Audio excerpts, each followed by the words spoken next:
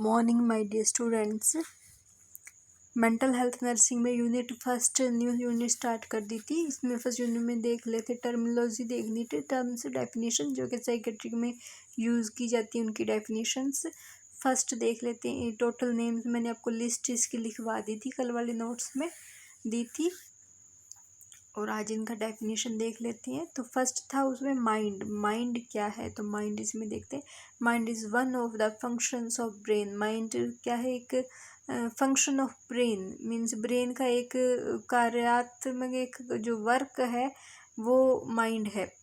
और इसमें कॉमनली क्या क्या होते हैं, know about the commonly mental function commonly क्या क्या होंगे, जैसे कि माइंड बोलेंगे कि माइंड काफ़ी वर्क कर रहा है, इसका काफ़ी अच्छा माइंड है, ऐसा नॉर्मली बोलते हैं। तो मीन्स कि इसको इंटेलिजेंसी लेवल पे, मेमोरी, याददाश्त, थिंकिंग, सोचने पे, या फिर भावनाएं या ओरिएंटेशन, परसेप्शन, बोध, बिहेवियर मीन्स व्यवहार, या जजमेंट करने की जो कैपेसिटी होती है, एक राइट जजमेंट, तो वो, और इंसाइट एंड अटेंशन और एटीट्यूड, ये सारे एक फंक्शन ऑफ ब्रेन में है, जिनको के one of mind is one of the function of brain, mind बोलेंगे। And next behaviour. बिहेवियर क्या है? Behaviour everything that an organism does from the day of conception till death. Means के वो सारा कुछ कब से जो एक प्राणी, जो भी एक पर्सन हर दिन मीन्स के गर्भ धारण से लेके डेथ तक जो कुछ भी करता है वो सारा कुछ बिहेवियर होगा, वो सब कुछ बिहेवियर में जाना जाएगा। नेक्स्ट इस तरह behaviour is what a person does, वो इसमें भी वही है कि जब से मीन्स जब अभी यूट्रस में ये तब से लेके मीन्स के गर्भ से लेके कब्र तक जो भी बिहेव कर, जो भी एक पर्सन कर रहे हैं वो सारा बिहेव में आएगा, उस सबको व्यवहार कहा जाएगा। तो बिहेवियर के देखा जाए तो तीन एस्पेक्ट्स है। फर्स्ट कॉग्निशन मीन्स के नोइंग, मीन्स के जानना, फर्स्ट ऑफ ऑल जानना, कॉग्निशन है फर्स्ट। एंड सेकंड है कनेक्शन, कनेक्शन में डूइंग, कनेक्शन में डूइंग, डूइंग मीन्स करना, जानना, करना और महसूस करना, अनुभूति करना। थर्ड है अफेक्शन। तो ये बिहेवियर के तीन है। फर्स्ट ऑफ ऑल जानना, नोइंग एंड डूइंग, कुछ करना, कुछ भी जो करते हैं वो बिहेवियर में ही होगा। फिर से थर्ड है फीलिंग, भावनाएं, अफेक्शन, ये हो गया। फिर अगर इसका क्लासिफिकेशन देखें तो मोस्ट कॉमन 2 क्लासिफिकेशन है बिहेवियर के। ये जो लिखने में गलती हो गई, CLASSIFICATIUN है क्लासिफिकेशन, ये सही कर लेना आप अपने नोट्स में। CATIUN है। इसमें देखा जाए तो मोस्ट कॉमन 2 ही टाइप है बिहेवियर के, नॉर्मल बिहेवियर और एबनॉर्मल बिहेवियर। सो देख लेते हैं नॉर्मल बिहेवियर क्या है। Normal behaviour first of all तो normal is drive from the Latin word, Latin word से लिया गया। लेटिन वर्ड के नॉर्म, नॉर्म इसका मीन क्या है? स्टैंडर्ड। इसका मीन है स्टैंडर्ड्स, मीन्स कुछ मानक बोल सकते हैं एक तरह से, हिंदी में बताएं तो which refer to some standard, means कुछ मानक। नॉर्मा का मीन्स है स्टैंडर्ड। तो इसमें if behaviour is up to the social norms it is termed normal. अगर बिहेवियर सोशल नॉर्म्स के अकॉर्डिंग है, मीन्स उसके हिसाब से है, मीन्स के सामाजिक जो नॉर्म्स मीन्स रूल रेगुलेशंस हैं, जो नियम है, नियम बोलेंगे, जो नियम है समाज के, उनके अकॉर्डिंग जो बिहेवियर, उसी अकॉर्डिंग अगर बिहेवियर है तो उस तरह के बिहेवियर को बोलेंगे नॉर्मल बिहेवियर।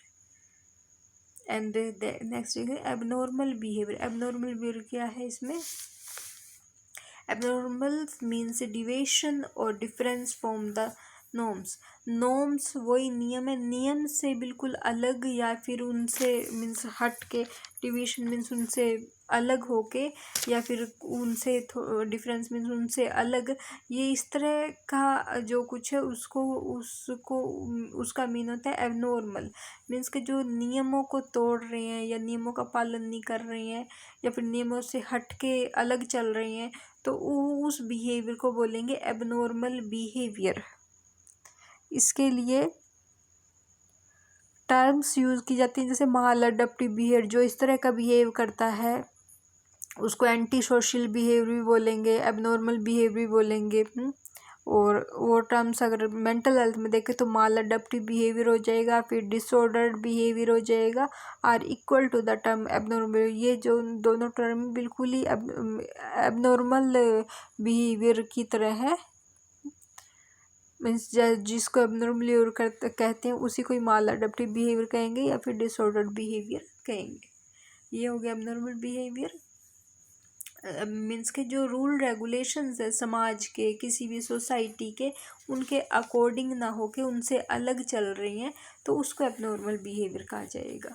कोई भी पर्सन रूल्स को फॉलो नहीं कर रहे, रूल्स को तोड़ रहे हैं, अपने खुद के अलग से अलग नियम बना रहे हैं, तो वो एबनॉर्मल बिहेवियर में आएगा।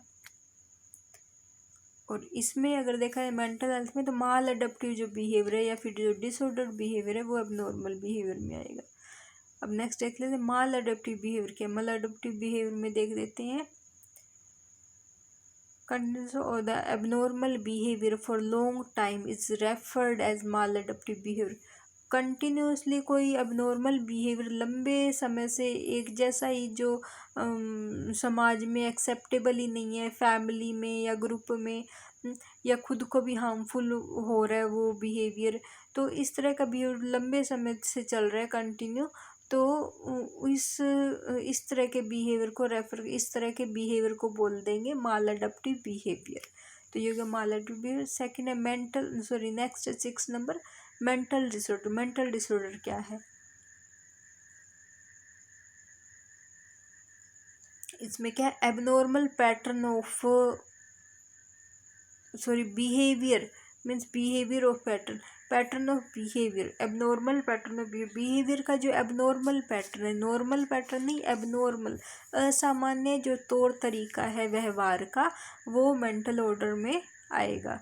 जैसे कैरेक्टरिस्टिक्स इसमें वही है माल अडप्टिव लर्निंग, मीन्स के कुछ प्रॉपर सही तरीके से नहीं कर पाना या नहीं सीखना, माल अडप्टिव गलत तरीका, गलत सीखना, या फिर एबनॉर्मल थिंकिंग, या फिर जो सोचने की जो थिंकिंग है वो प्रोसेस एबनॉर्मल है, नॉर्मल नहीं है, करेक्ट नहीं है। तो ये सारा इस तरह के जो कैरेक्टरिस्टिक है मेंटल डिसऑर्डर्स में आएंगे।